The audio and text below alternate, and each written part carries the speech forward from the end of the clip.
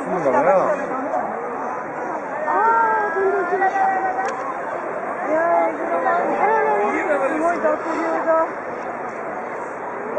見たことないこんな景色。見たことないっちゃ。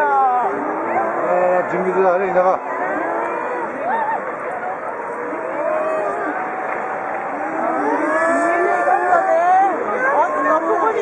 なんだ、車じゃねえな、やつぎだ。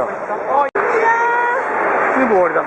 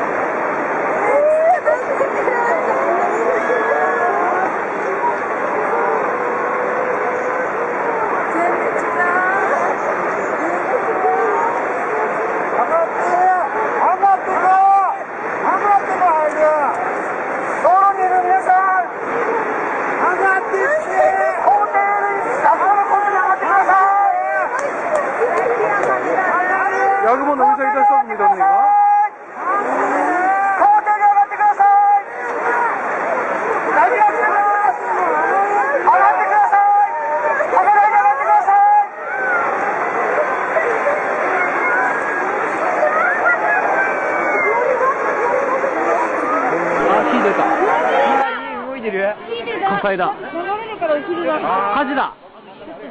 火も出ましたね。あれ、動いてたの。あの車に逃げて。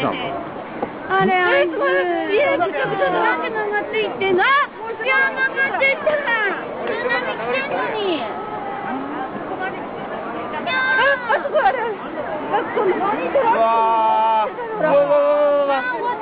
あれ、あいつもだよ。あれ、あれ。何を何一番目とか聞いたのかそこ。バイクが好きなの。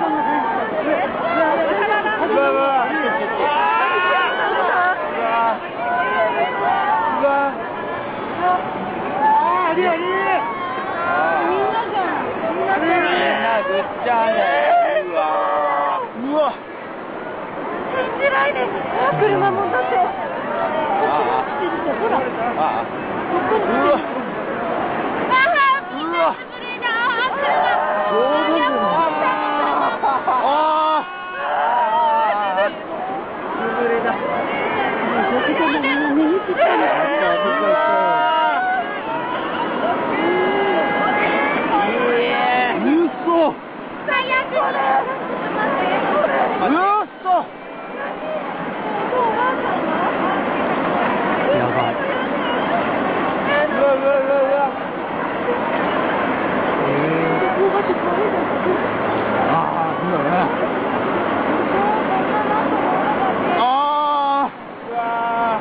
ダメだこりゃ。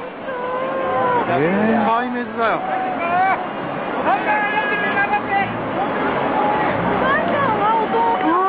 だってね、どうしておばあちゃん。うわマジでこんなすげえの。やべえ。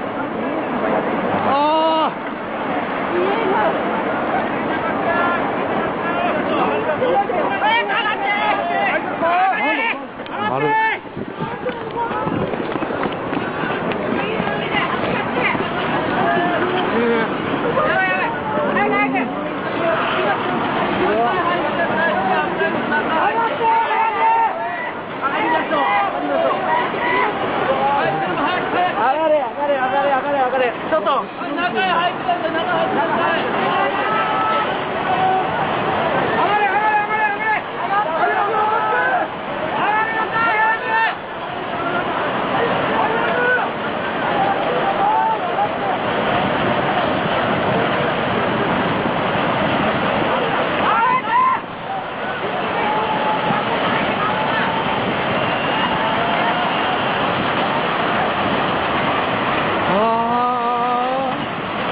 やばい。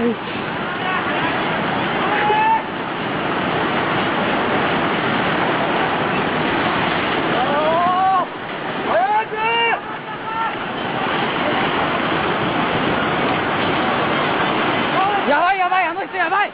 急いで。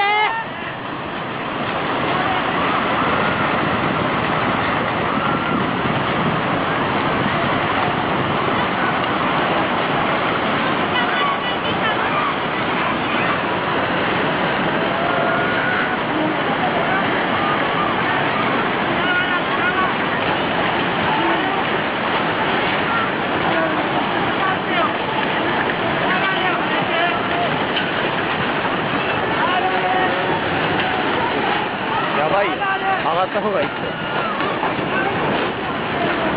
誰かいるんか。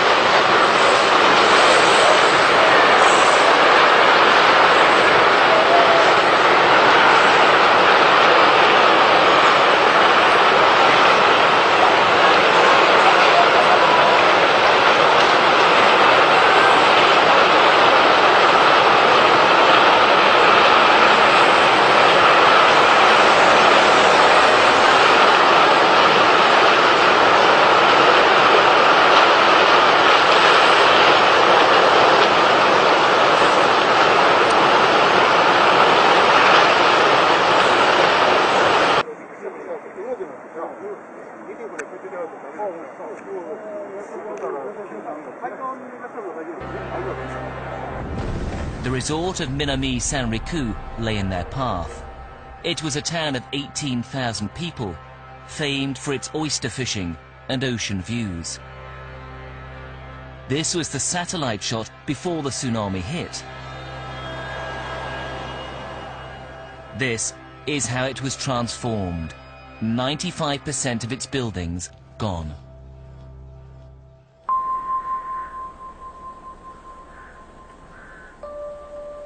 High on a hillside, where it was judged no tsunami could ever reach, is a pensioner's home.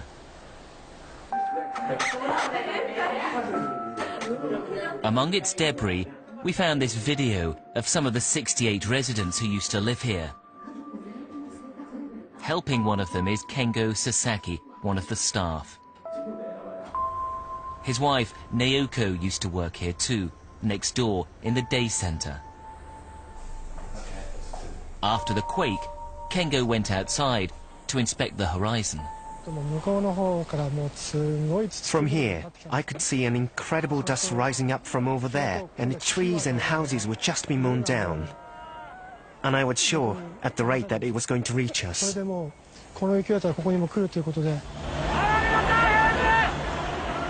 and his wife rushed back in to begin the evacuation.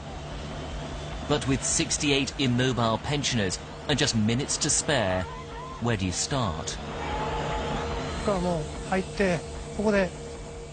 I came in here and stood shouting, "Evacuate," just yelling it out. I then took hold of the person, the gentleman in the wheelchair right in front of me, and went straight outside, right away through this park area, with the wheelchair rattling away, heading for the high school at the top. I just kept going in a straight line.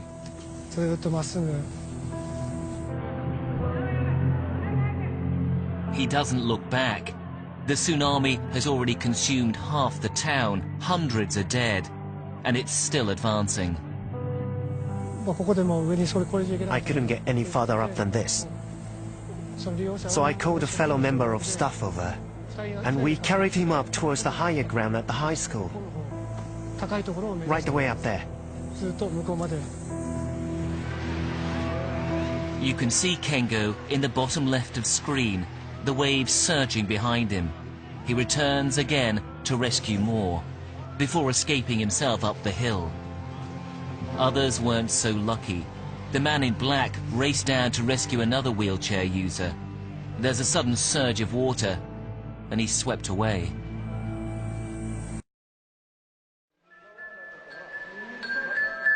After saving several pensioners, Mr. Sasaki begins searching for his own wife.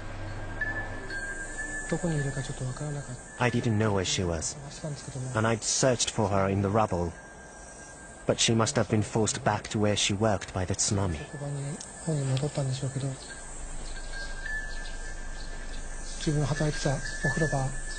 She was found trapped between the machines at the bathhouse where she worked.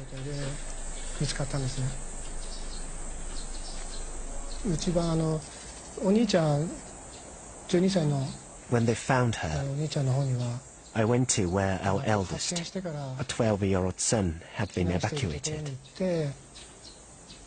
and told him how his mother had. I'm sorry.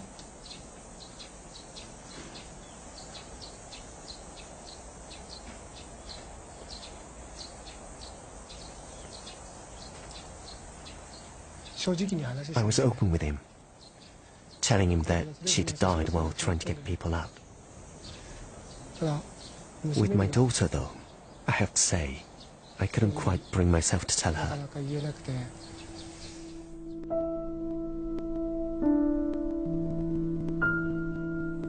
When, finally, the wave receded, 48 residents were left dead.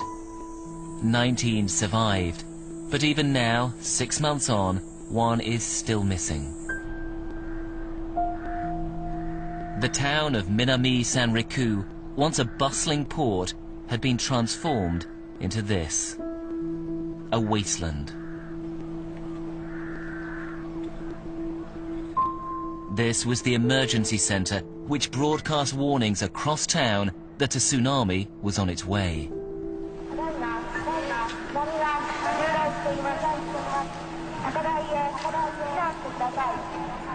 All that's left of the building now is its iron shell, but the woman's ghostly voice is still remembered by the hundreds she helped save. The woman behind the microphone continued imploring the local population to evacuate their homes as the seawater surged through the ground floor and then began to climb through the other floors. She would have known, of course, that her chances of survival were diminishing all the time, but this was an act of self-sacrifice.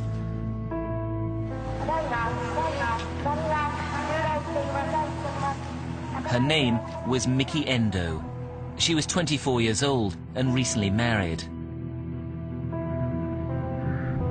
Miki Endo has become a symbol of the Japanese spirit in all of this, putting her community before herself.